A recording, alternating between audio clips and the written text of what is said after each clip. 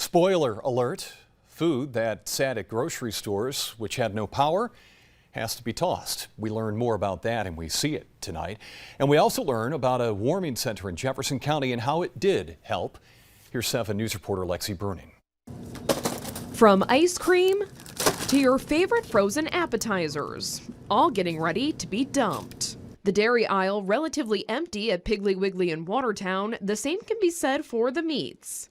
Employees spent a majority of their day throwing away and then restocking the shelves. The power went out Tuesday night at the grocery store during the windstorm and didn't come back until 5 p.m. Wednesday. That means perfectly good items placed here on Tuesday are now here in the back room waiting to be thrown into this dumpster.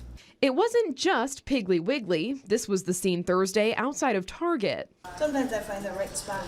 Meanwhile, Rebecca Gould is keeping warm at a warming shelter set up at Jefferson Community College by the Red Cross. She came Wednesday night after the Salvation Army's overnight shelter lost power. We actually didn't know what we were going to do with it. Like last minute, they're like, hey, you're going over here. So it's pretty grateful about they're here. The Red Cross is supplying food, showers, and toiletries to those staying there and saying it's been steady. We've had people come in just to eat, we've had people stay here to sleep, and just the community has been great. Coming in, what do you need?